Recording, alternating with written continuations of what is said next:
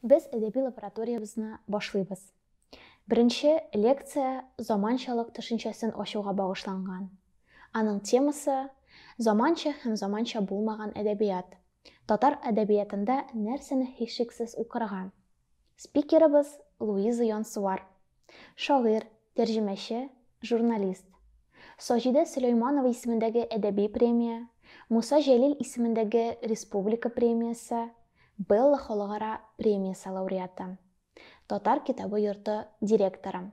Лекциябыз нәрсәгә багышланасың? Ул түбәндәге сорауларны хәл итүгә багышланачак. Нәрсә ул заманча һәм заманча түгел төшенчәләре? Без әдәбиятны ни өчен актуаль һәм актуаль булмаганга бүләбез? Әсәр борынгы булып та кызыклы була аламы? Аны кабул итәргә һәм аңларга интеллектуаль дәрәҗәбез җитмәсә, ул бөтенләй сызылып ташланырга тиешме? Критерийларны кем һәм ничек билгели? Татар классикасыннан нәрсәне укымасаң, син бу милләтнең котларыннан мәхрүм ителәчәксең. Укылырга тиешле әдәби минимум.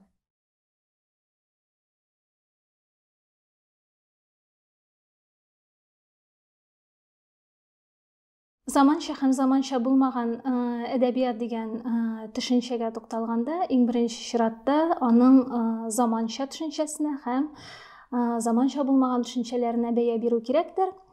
Заманча әдәбият дигәндә бу төшенчәгә нинди мәгънә салабыз? Заманча әдәбият ул бүгенге көндә, ягъни хәзерге вакытта иҗат ителә торган әсәрләр дигән сүз. Шул ук вакытта заман төшенчәсенә тукталганда, бүгенге көндә мин яшәгән заман, минем дәүрем, минем чорым дигән билгеләмәләргә нигезләнәбез. Һәм инде заманча дигән төшенчәгә тагын өстәмә салынган мәгънә ул әлбәттә бүгенге көндә укучыларга, бүгенге көндә әдәбиятны күзәтеп барлап баручыларга актуаль булган, кызыклы булган һәм бүгенге тел белән әйтсәк, трендта булган әдәбият турында нигездә сүз бара. Димәк, гадиләштереп әйткән вакытта заманча әдәбият ул минем заманымның актуаль булган әдәбияты дигән сүз. Ләкин шул ук вакытта без бик яхшы аңлап эш итәбез. Заманча әсәрләр ул бүгенге заманда иҗат ителгән әсәрләр генә булмаска да мөмкин. Әдәбиятның шундый кызыклы тенденциясе бар. Әллә кайчан иҗат ителеп, борынгы чорларда, урта гасырлар чорында иҗат ителгән әсәрләрнең дә актуальләшә һәм бүгенге көн өчен кызыклы үзенең трансляциясе булу мөмкинлеге дә бар. Һәм бу очракта без инде әдәбиятның актуальләшүе һәм ниндидер сәбәпләр нәтиҗәсендә актуальләшүе турында сүз алып барабыз.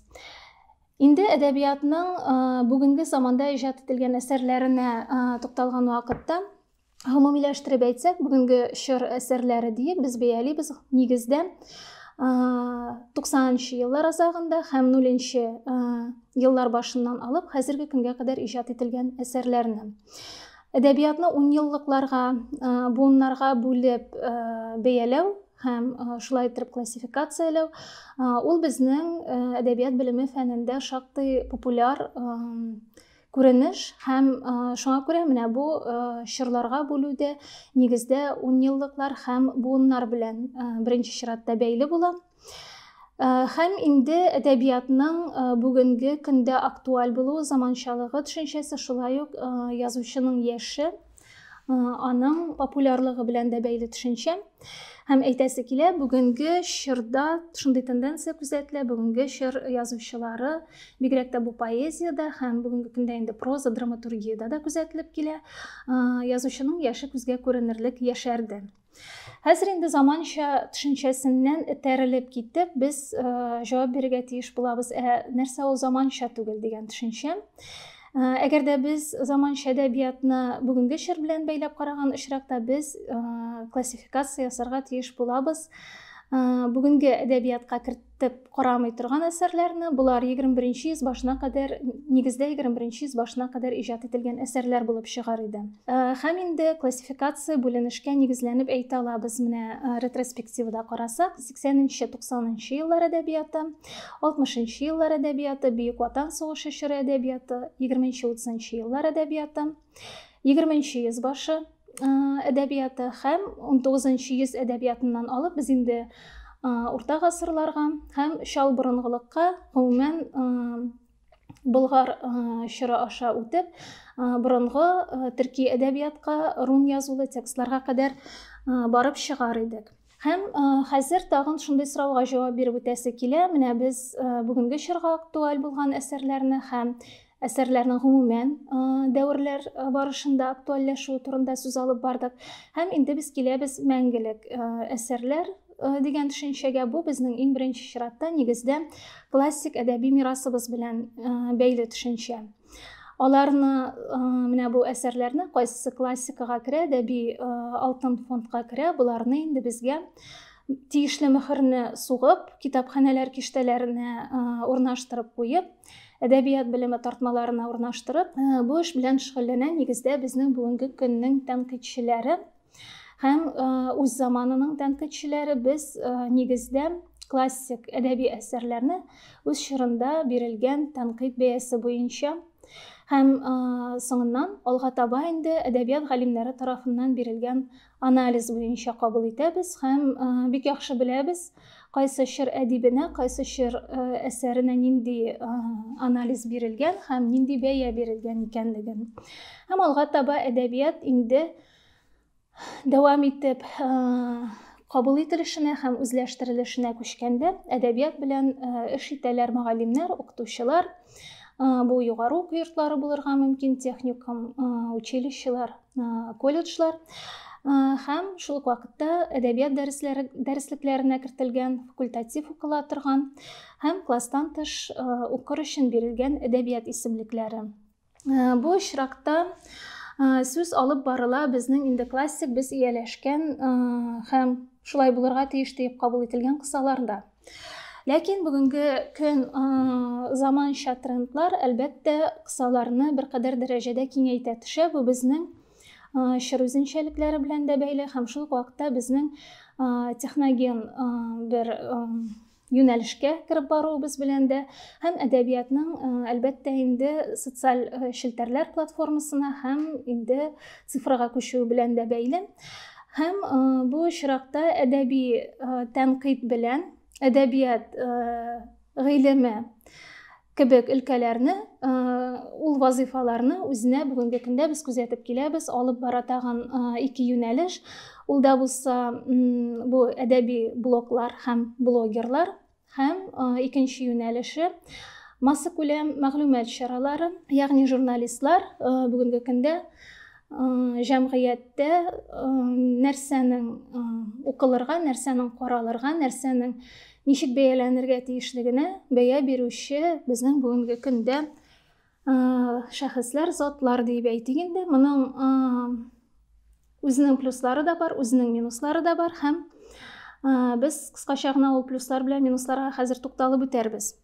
Әдәби блоглар һәм масса күләм мәгълүмат чараларының үзенә тәнкыйтьчеләр һәм әдәбият галимнәренең вазифаларын алуы нәрсәсе белән куркыныч, аның нинди алга таба билгеләре булырга мөмкин. Блогерлар турында сүз барганда һәм журналистлар турында сүз барганда беренче үзенчәлеккә шуңа басым ясап үтәсе килә. Әдәби блогны алып баручы кеше һәм масса күләм мәгълүмат чараларында әдәбият турында язучы кеше ул һәр вакытта да профессионал, ягъни әдәбиятның нәрсә икәнлеген белеп бетермәскә мөмкин. Ничек иттереп җиткерергә һәм ничек иттереп бәяләргә, анализларга икәнлеген белеп бетермәскә мөмкин. Шуңа күрә бу тенденция җәмгыятьтә бераз гына ялган күзаллаулар һәм ялган стереотиплар булдыру куркынычына ия. Әдәби блогка килгән вакытта инде бу әлбәттә һәр вакыт үзенең кешенең, шәхеснең мәдәниятны, сәнгатьне кабул итүдәге индивидуальлеге белән бәйле. Әлбәттә ул индивидуальлек бик кызыклы төшенчә, чөнки бүгенге көндә без нигездә бөтен сәнгатьтәге, мәдәнияттәге күренешләрне нигездә шәхесләр аша кабул итәргә яратабыз. Шәхесләр алар үзләренә күрә сәнгатькә илтүче порталлар һәм безне җәлеп итеп, үзләренең энергетикасы белән кызыксындырып торучылар. Һәм менә бу очракта әдәби блогерлык турында бераз гына тукталып үтәсе килә. Бу яңа тенденция түгел. Безнең татар әдәби дөньясына әле ул яңарак кына үтеп кірсе һәм бүгінгі көндә актуальләшеп килсә дә, нигездә бу төшенчә инде барлыкка килде рус әдәби мөхитендә һәм дөнья әдәби мөхитендә. Ул инде дистә еллар буе бара торган тенденция һәм рус әдәби мөхитендә ул нигездә бәйле иде аның шишмә башы тере журналлар белән. Без барыбыз да үз заманында ЖЖны карап күзәтеп бара идек. Һәм әлбәттә беренче социаль платформаларга, бүген социаль челтәрләр платформаларына күчкән шәхесләр дә, шагыйрьләр дә без нигездә аларны менә шул тере журналлардан укып белә идек.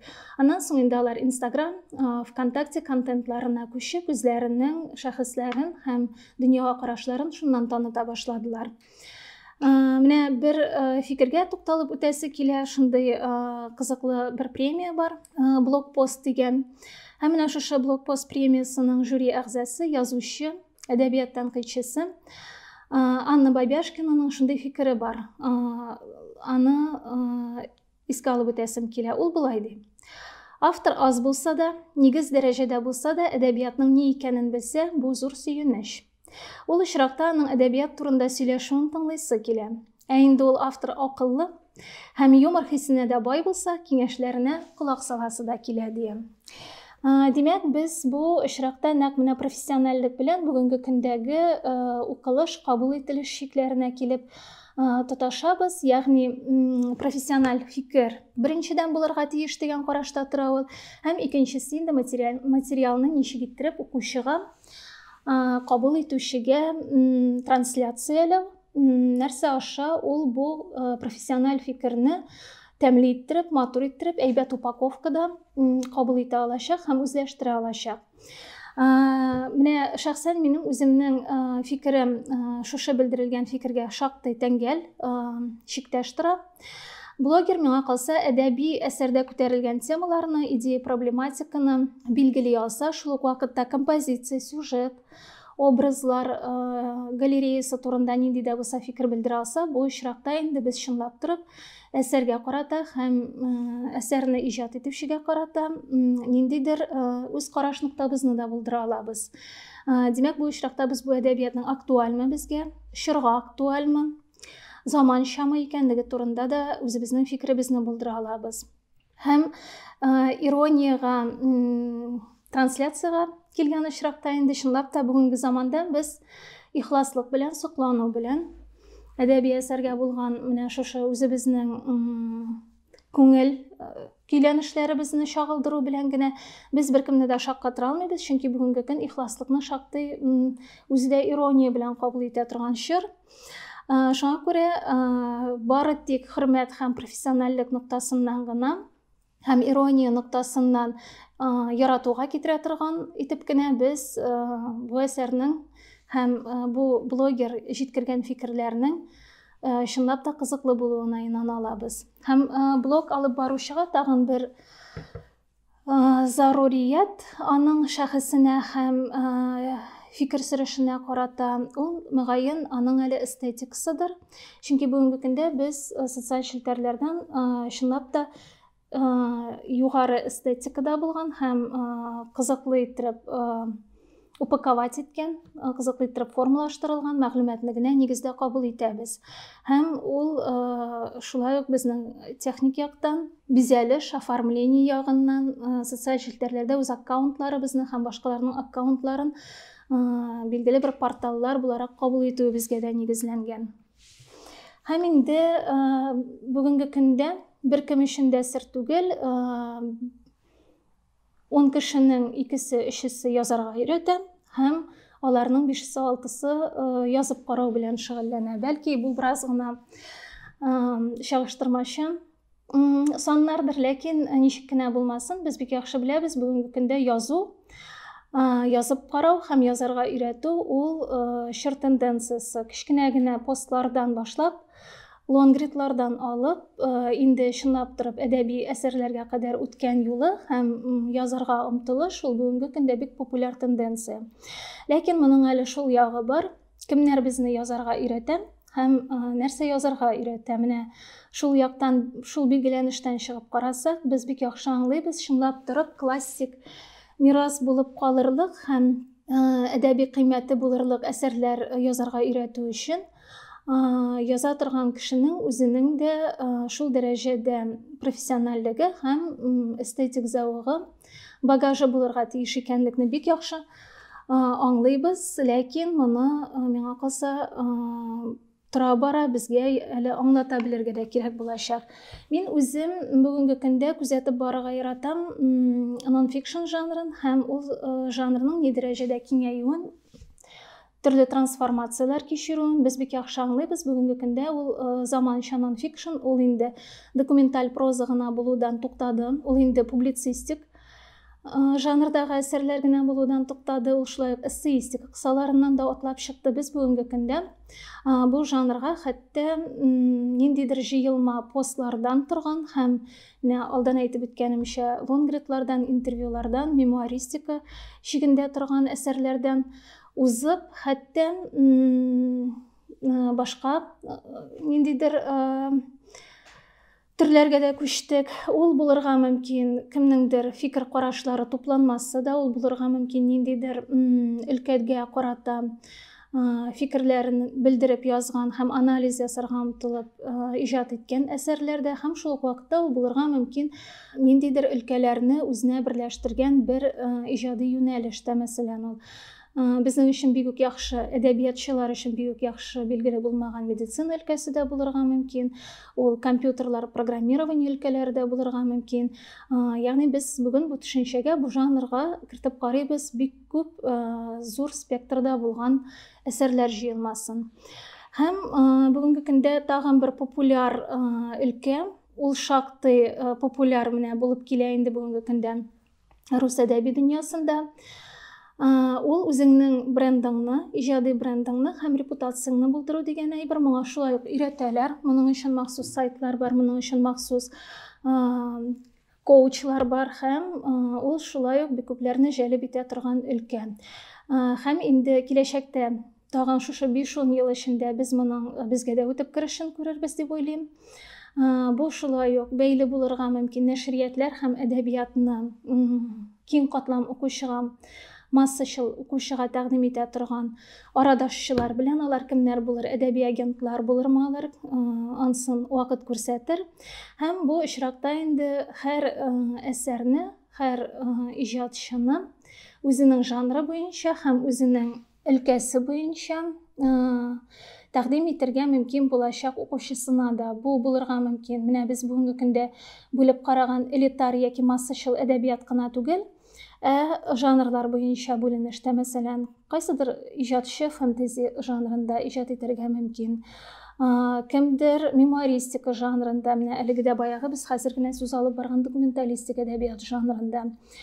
Кемдер хатын-кызлар әдәбияты тудырга мөмкин, хатын-кызлар өчен кызыклы булган. Менә без бүгенге көндә бу өлкәдә бик яратабыз, әләм итеп күтәрергә Зифа Кадырова дигән иҗатчының әсәрләрен. Һәм булырга мөмкин төрле жанр градациялары. Булай булган очракта әдәбиятның массачыллыгы һәм элитарлыгы турындагы төшенчә, әлбәттә, ул үзенә күрә бер үзгәреш кичерәчәк. Русча шундый сүз бар, нивелируется дигән, һәм бу очракта инде без күздә тотабыз һәр иҗатчыны үзенең жанрында ничек эшләвенә карап.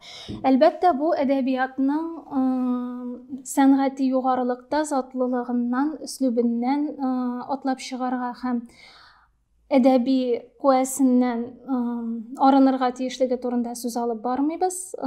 Билгеле, әсәрне әсәр итә торган ниндидер нигез төшенчәләр, алар барыбер шул булып калырга тиешләр. Һәм менә кыскача гына тукталып үтәсе килә ике төшенчәгә.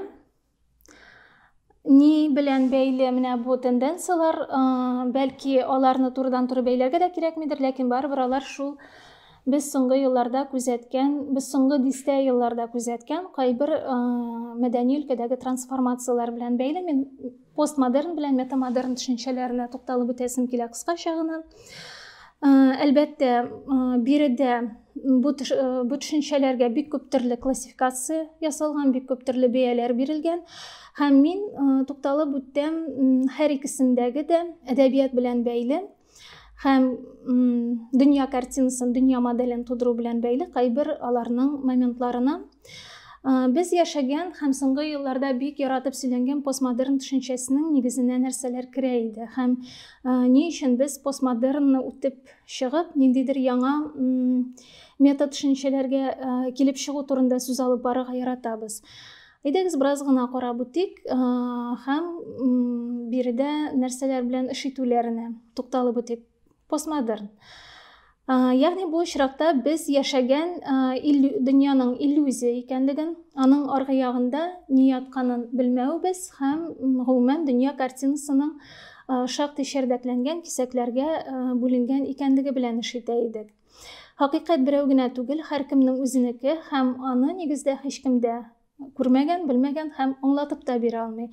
Бу әле безнең үз заманында Европа мәдәнияты аша, рус мәдәнияты аша үтеп кергән, шул ук Сартрларга барып тоташкан төшенчәләрдән килә. Чынбарлыклар һәркемнең үзенеке. Алар шиксез бер чынбарлык икенче чынбарлыктан өстендә түгел, түбәндә, әмма аларның бер төрле булуы гомуми чынбарлыкны унификацияле итә. Кеше чынбарлыкны танып белми, әни бары шәрехли, интерпретацияләй генә. Ягъни без бу очракта инде олы бер гипертекст дигән төшенчәгә барып чыгабыз һәм гомумән дөньядагы текстларның, аларның барысының да шулай ук унификацияләнү, ягъни берсенең икенчесеннән өстендә, түбәндә түгел, ләкин шул ук вакытта шәхесләрнең иҗаты белән бәйле, әсәрләр белән бәйле рәвештә үз эчендә классификацияләнүенә. Автор үлде, аның урынына симулякр килде, димәк, әдәбият ул бары тик әйткәнемчә инде олы бер гипертекст дигән төшенчә һәм нәкъ менә постмодерн чоры мәдәниятыннан килеп чыга иде безнең дөнья картинасына, дөнья модельләренә һәм иҗатка гомумән сакраль төшенчә дип карауның күпмедер дәрәҗәдә юылуы, хәтта кайсыдыр бер өлкәләрдә югала төшүе дә. Һәм менә соңгы елларда иҗатташ дусларым арасында да күзәтәм менә бу төшенчәгә кызыксынуны һәм үзем өчен дә бик кызыклы.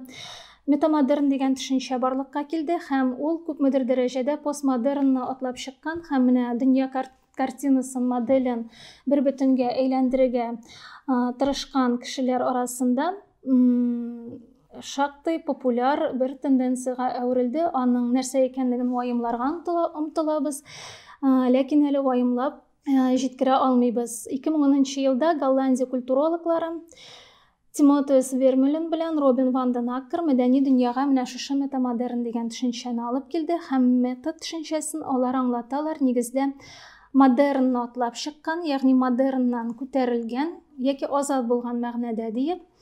Һәм алар үзләренең манифестларын булдырдылар. Бер манифест һәр вакытта да бит инде ул мәдәни дөньяда икенче манифестны алыштырып килгән. Һәм бу очракта метамодерн тарафдарлары нинди тезисларны чыгаралар безнең игътибарга. Мәдәният югары, элитар һәм түбән массачыл дигән бүленештән гомумән азат. Элитада, маргиналларда юк, без барысында кире кагучы соры масса түгел. Тагын бер тезис: һәрбер күренеш үз кыйммәтенә ия, ул кыйммәтне аңа кемдер бирми, ул кешелекнең яратылганыннан бирле бар. Кешеләр бер-берсенең хакыйкатен тыңлап, төшенеп, уртак бер кыйблага килә ала, хакыйкатькә килә ала, димәк ки, үзара килешә дә ала. Чорны элиталар сайлап алган кыйммәтләр генә чагылдырмый, һәркем үзенекен сайлый һәм аңардан ләззәт алырга мөмкин. Менә метамодернны алга сөрүчеләр арасында мине иң кызыксындырган һәм иң игътибарымны җәлеп иткән тезис шушы булды. Ягъни бу очракта сүз алып барыла нәрсә турында. Аны социаль челтәрләрдә кабатларга яраталар, нәкъ менә шушы тезисны.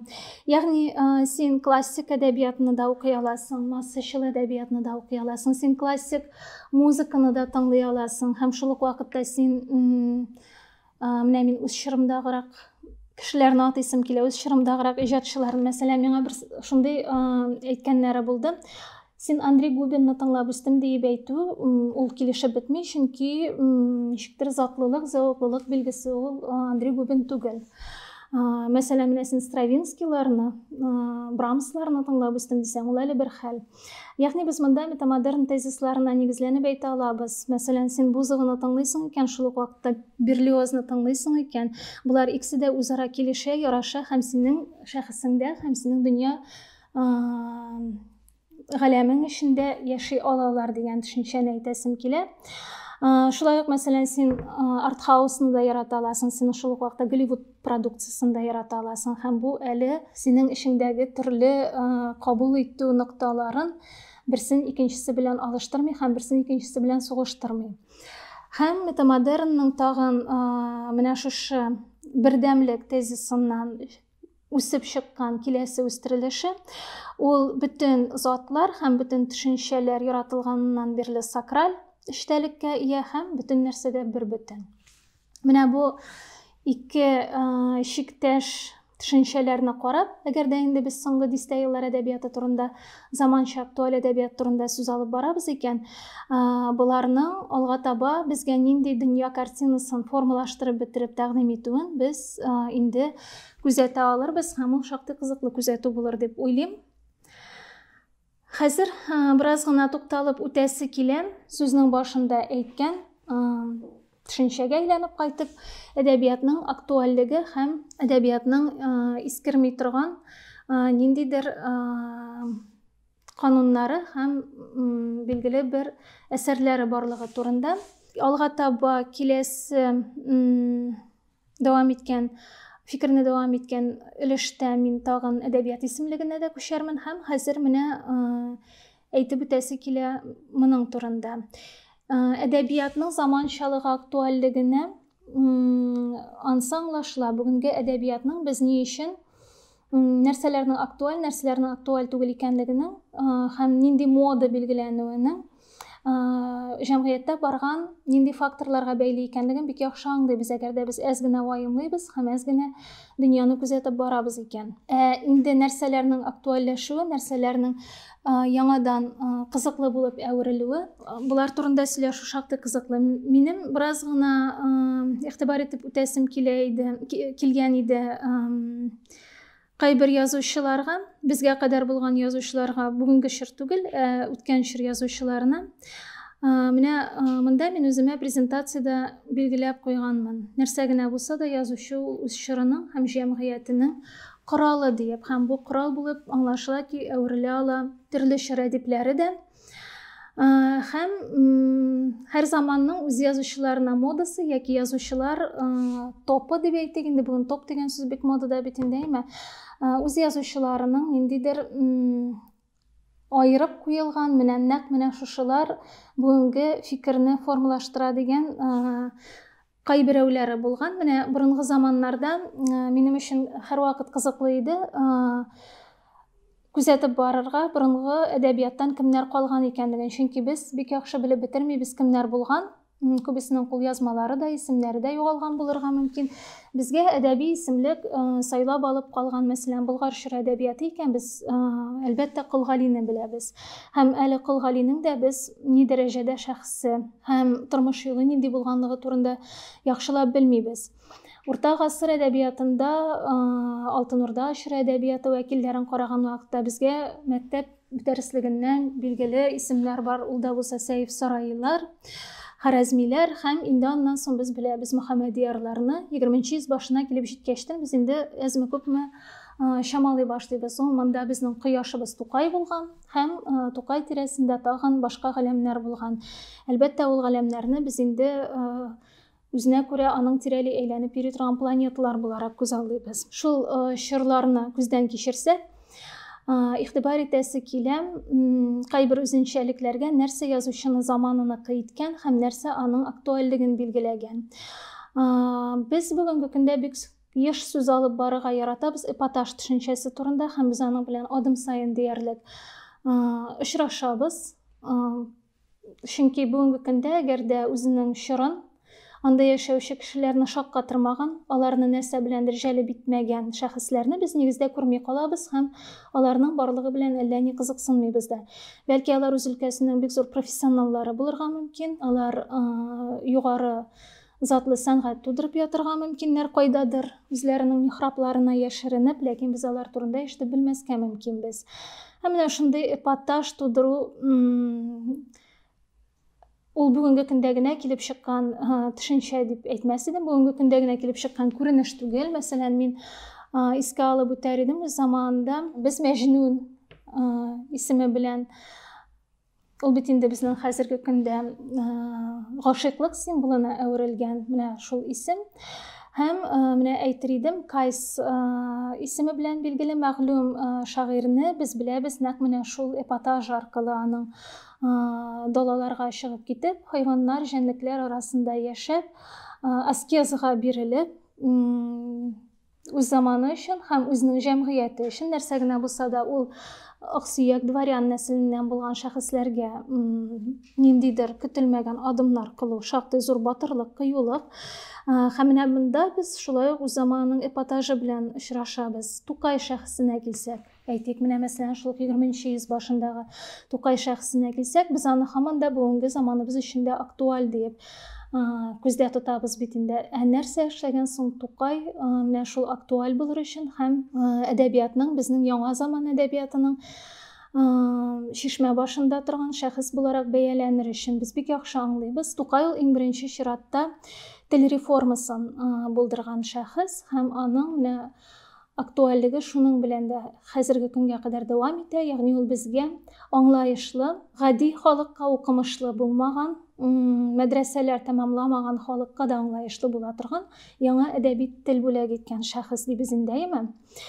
Һәм менә әгәр дә Бөек Ватан сугышы чоры 20-30 елларга килсәк,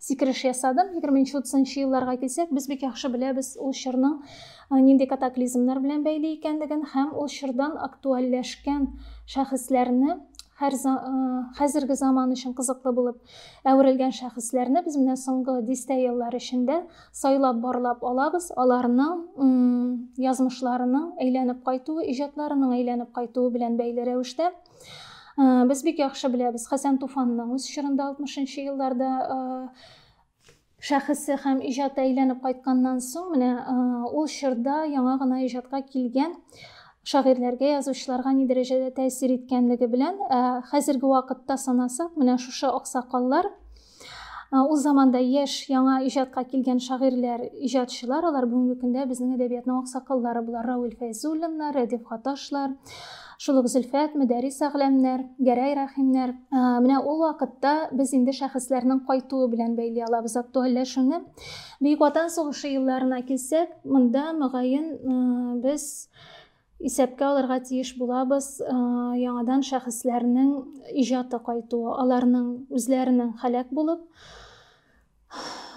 ул иҗатчыларның юкка чыгулары белән бәйле булса да, аларның иҗатларының үлемсез бер төсмер алулары монда без иң беренче чиратта әлбәттә безнең символикага әверелгән һәм татар дөньясын, читтәге әдәбият һәм сәнгать вәкилләре эчендә шундый ачкыч фигура иткән знак рәвешенә әверелгән Муса Җәлил шәхесе белән бәйлибез. Һәм әлбәттә инде ул чордан Фатих Кәримнәр иҗаты, Гадел Кутуйлар иҗатында без иң беренче чиратта нәкъ менә үзләреннән соң иҗатларының үлемсез булып калуы белән бәйлибез. Һәм менә мин мода төшенчәсенең, актуальлек төшенчәсенең кызыклы бер чагылышына игътибар итәр идем. Бу әлеге дә баягы 60нчы елгылар иҗаты.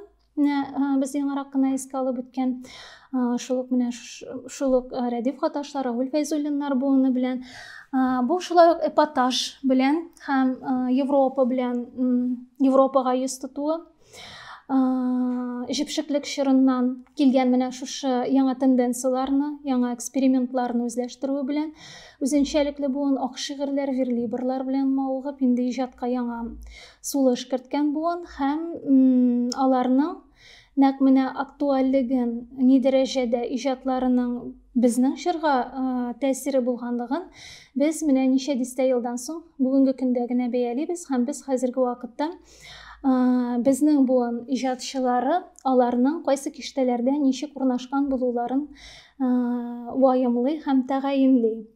Һәм инде 80-90 елларга килгән вакытта минем бәйлисем килә, без бит инде әдәбият белеме гыйлемендә Үзебезнең әдәбият белемендә атап йөртә без бу чорны яңа ренессанс дип. Ягъни 20нче йөз бездә Тукайлар чоры һәм Тукай белән ул чорда иҗат иткән менә 300-гә якын язучы бар дибез, ләкин без аларның бары тик дистәләгәнен генә беләбез.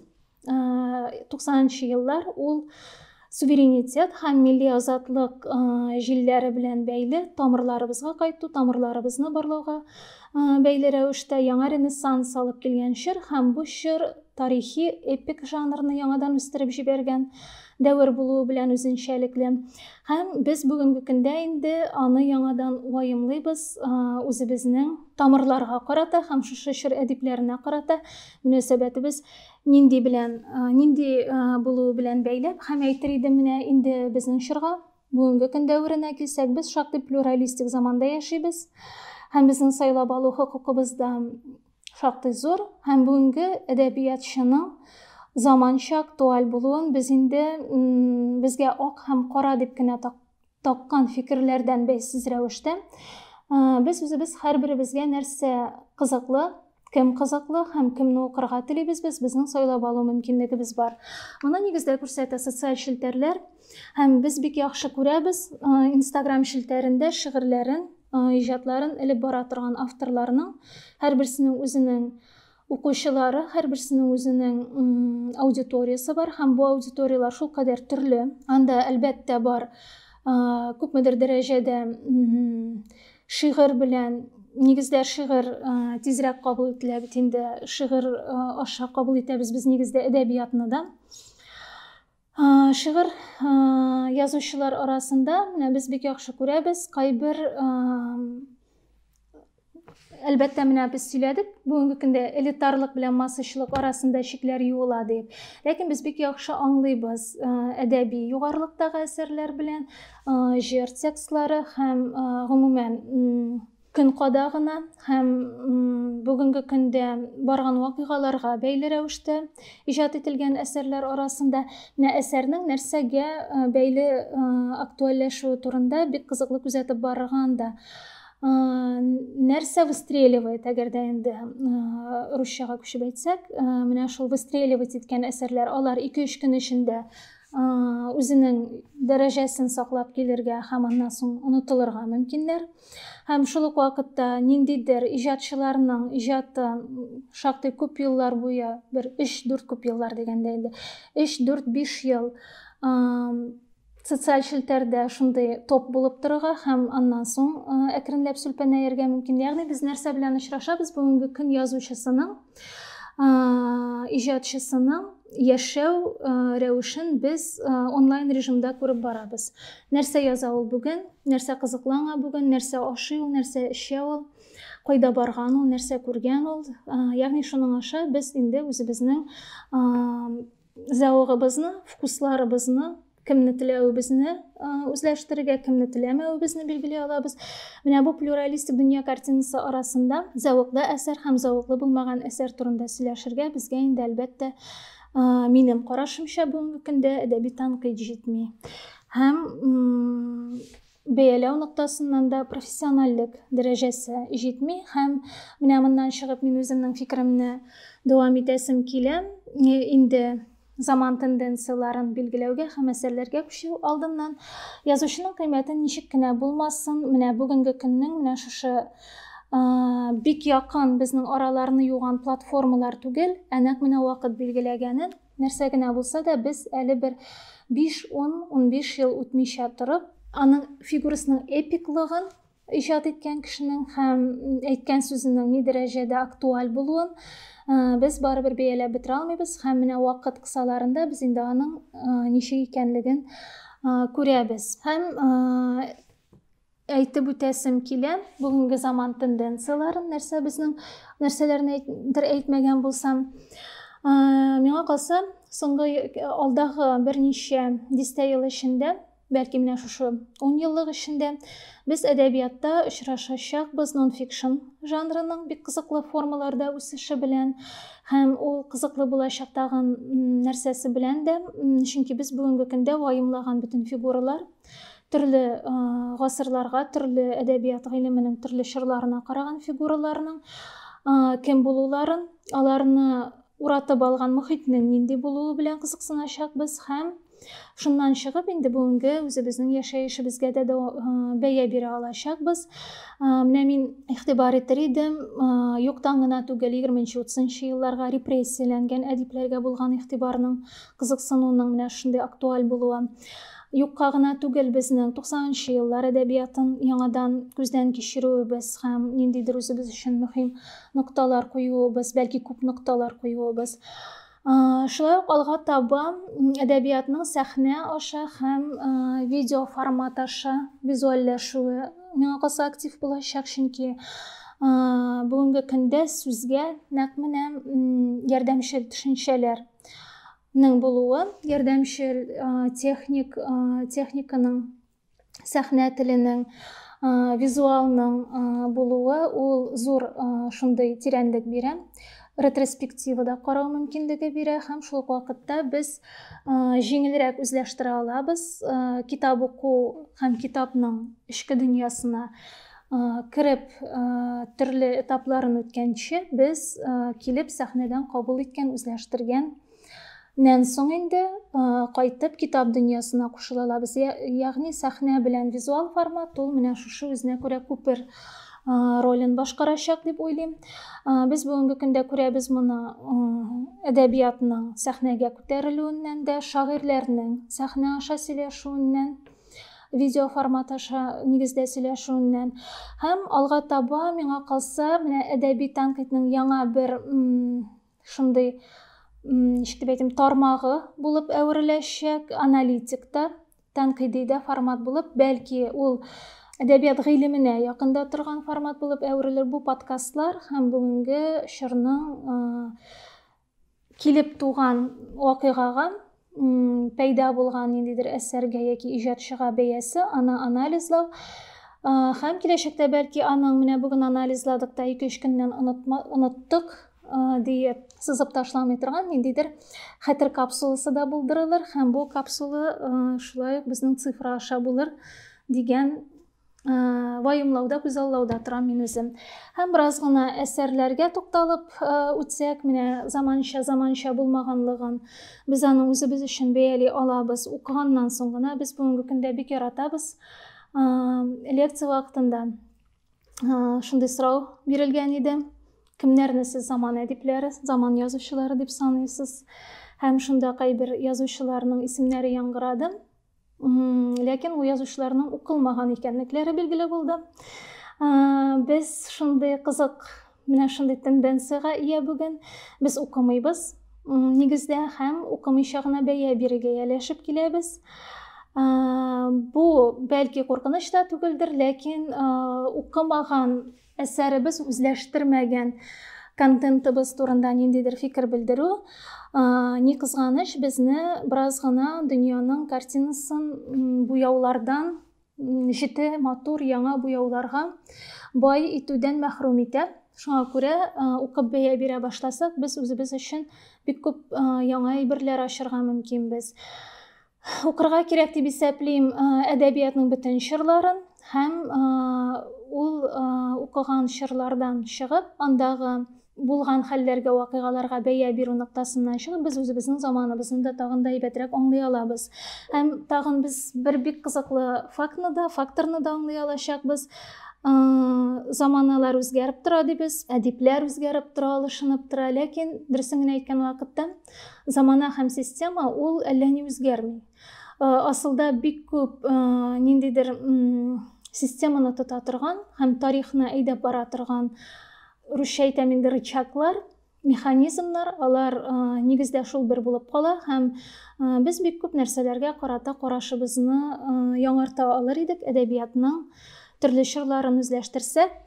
Мин монда исемлек әзерләдем һәм менә шушы исемлектә борынгы рун язмаларыннан алып хәзерге чор әдәбиятына кадәр үземнең билгеләгән нигез әсәрләр дип исәпләгән язучыларны һәм әдәби контентны сайладым. Һәм менә бераз гына күз йөртеп кенә үтәсем килә.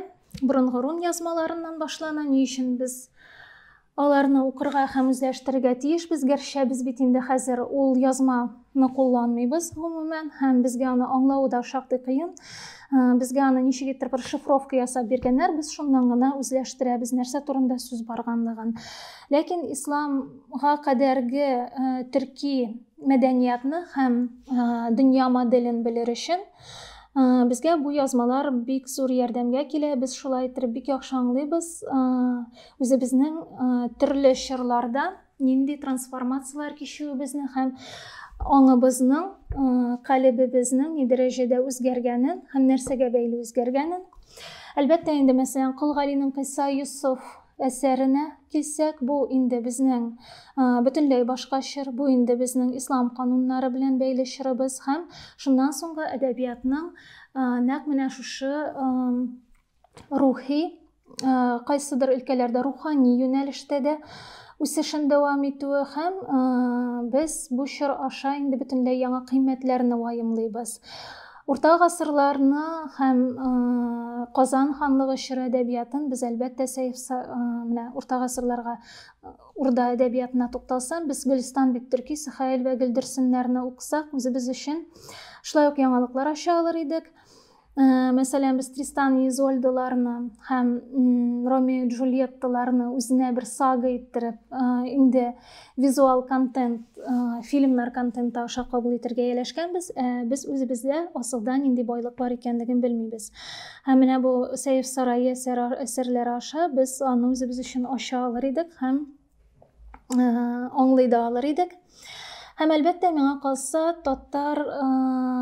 төрки татар әдәбиятының бер асыл үрнәге булган әсәрне, ул инде безгә Нәкыйсәнбәт эшкәртмәсендә килеп җиткән Идегәй дастанын укымасак, без шулай ук үзебезнең ник мондый булып әверелгәнебезне, кая барганыбызны, нинди кодлар салынган безгә, һәм без ул кодларны алга таба ничек дәвам итәбез, шуларны без ваемлый алмыйбыз. Һәм бик кызыклы әдәби тенденциялар бар бездә, без аларны чагыштырып карый һәм күзәтеп кенә бетерә алмыйбыз. Мәсәлән, без белергә мөмкин, без трубадурлар иҗаты турында, без белергә мөмкин, без урта гасырлардагы һәм 20нче йөзгә кадәрге кайбер көнбатыш контенты турында.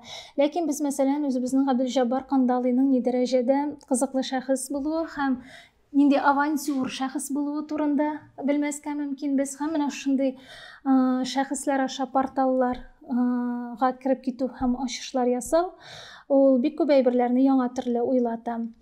Һәм инде әйтәсем килә Каюм Насыйриның Әбүгалисина әсәрен укырга киңәш итәсем килә. Һәм минем өчен тагын бер бик кызыклы шәхес бар менә бу чордан. Ул да булса Заһир Бигиев, Меңнәр яки Гүзәл кыз Хәдичә әсәре. Әгәр дә без аны карасак, без менә бүгенге көндә яратабыз карарга шул сериаллар. Буларак инде мәсәлән Шерлок Холмсны бик яратып егылып карады бит инде шушы елларда халык. Менә Заһир Бигиев әсәре аша без шулай ук детектив жанрының ничек бездә булуын һәм нинди кызыклы форматта булуын карый алыр идек. Һәм аннан соң инде алга таба без китәбез 20нче йөз башына. 20нче йөз башы әдәбияты нигездә безгә әле азмы күпме билгеле. Һәм менә бу исемлектән актуаль булган һәм билгеләнгән затларның кайсын гына уксак та, без үзебез өчен яңа дөньялар ача алыр идек. Һәм ул дөньялар аша китапның асылда китап кына түгел, әдәби әсәрнең нигездә кәгазьгә язылган сүз генә түгел, үзенә күрә бер үзебезнең дөньябызны, галәмебезне байыта алырлык һәм аны үзгәртә алырлык бер авантюра икәнлеген дә аңларга мөмкин. Шушы урында мин Галиҗәнәп сүзне исемлеккә бирәм һәм әдәбият турындагы сөйләшүне бу юлга төгәллим. Игътибарыгыз өчен рәхмәт.